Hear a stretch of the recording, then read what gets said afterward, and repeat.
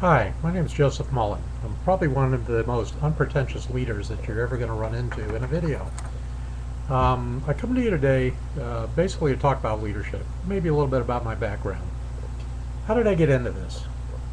When you're a kid and somebody asks you, what do you want to be when you grow up? A lot of us sitting there, oh, I want to be a policeman, I want to be a fireman, I want to be an engineer. You don't hear too many kids sitting there going, I want to be a leader, a world-class leader. And why is this? I don't understand. Um, so my background is how did I get started in this? Did I want to be a leader from the time I was a little kid? No, I had no clue of really what I wanted to be, and I didn't really come to that until probably my senior year of high school, like most people. And the thing is though, but around the age of 13, 14, I had a strong interest in the Civil War. Not so much from the history standpoint of it, but more in the battles, all the great battles of the Civil War.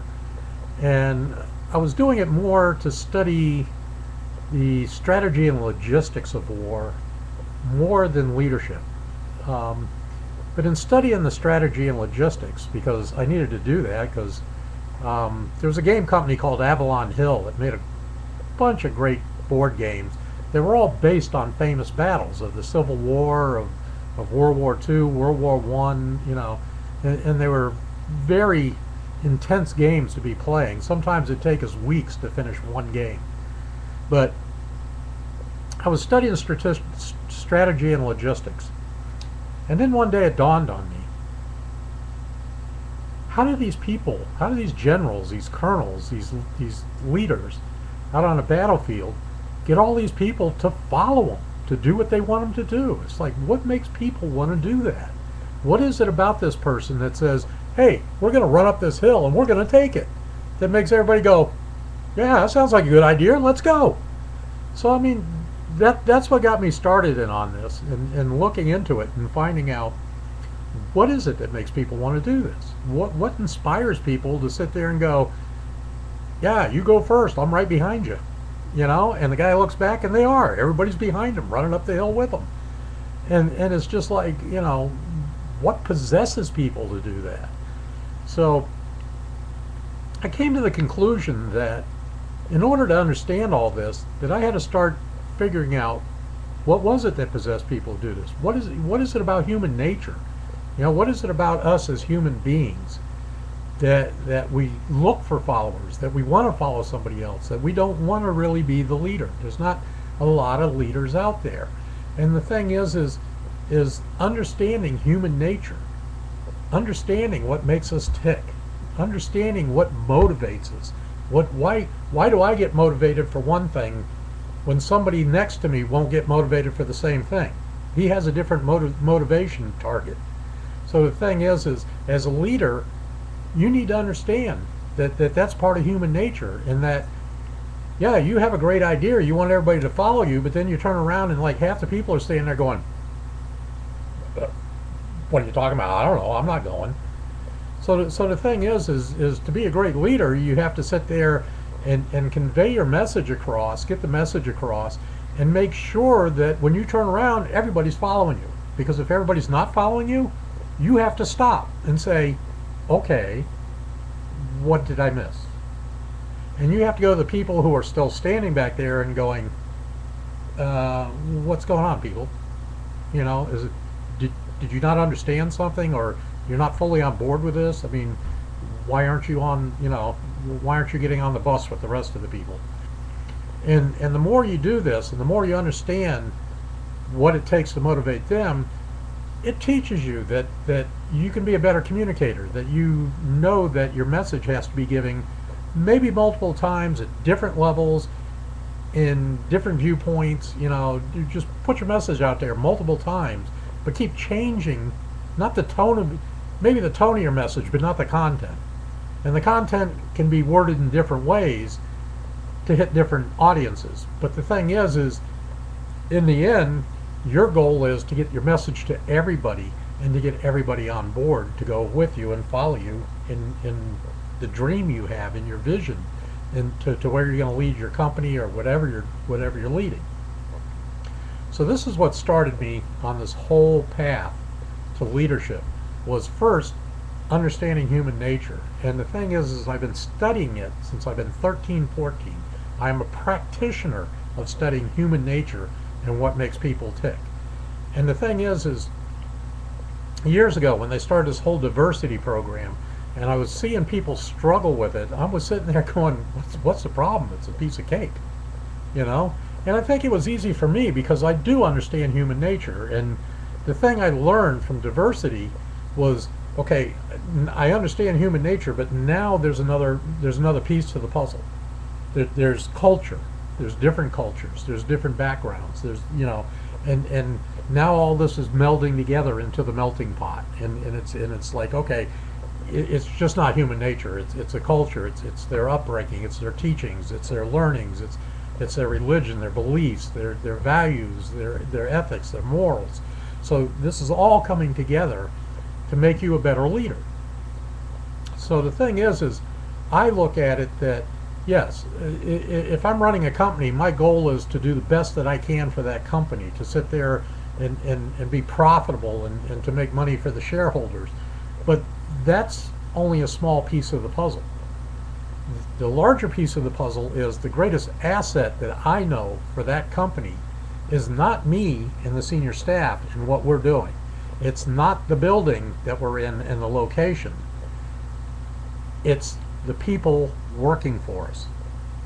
And that asset is what makes the reputation of the company more so than what I'm doing to protect and build the reputation of the company. So that's one of the other things that I bring to leadership, is to sit there and let you know, don't forget that these people are what makes your company. They are your greatest asset. It's not the building.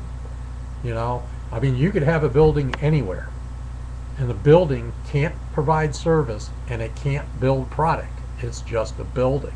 It's a box. It's the people that you put in that box that are going to provide the service or build the product that's going to make your company what it is.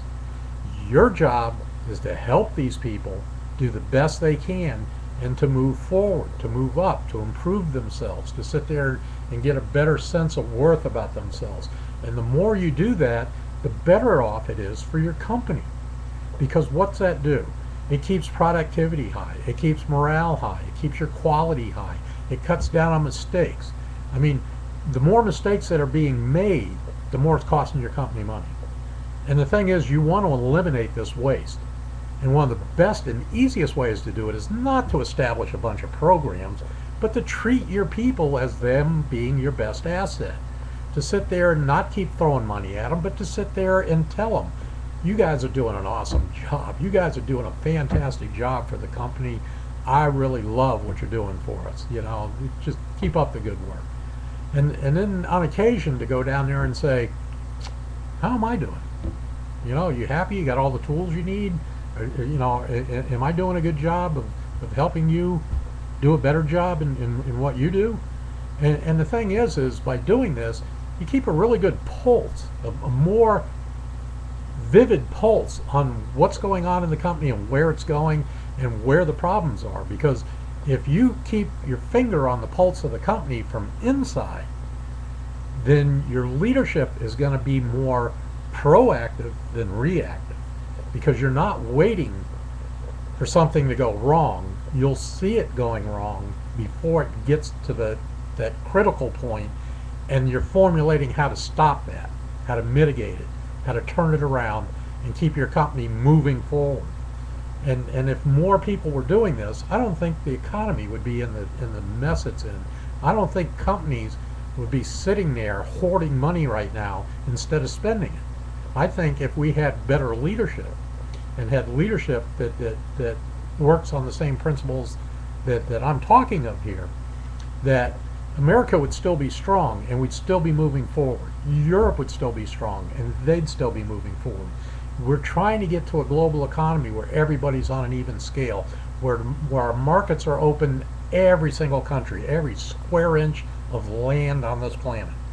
And in order to do that, it's going to require some great leadership that is vastly needed right now. So yes, I have a business, and it's about leadership, but the thing is I'm starting at square one. I'm teaching the mechanics from square one. And the thing is I'm using these principles, the principles I've learned since I was 13 years old, and apply that to leadership, to make better leaders. And if you want to know the management side, go to any MBA school, go to Sloan, go to MIT, go to Wharton's, go to Harvard, go to Yale. I don't care where you go. You're only going to learn the mechanics of management. To learn the mechanics of leadership, you have to go to somebody who understands it, who eats it, lives it, breathes it on a daily basis. That's where you're going to learn the leadership side of what you need to do to move forward. Thank you for listening. I hope this helps. And if you're interested in what I have to do or helping you out, my website is www.EvolutionCBL.com. CBL stands for Career, Business, and Leadership. It's the 3 areas that I'm working in, and be happy to help you out. Thank you.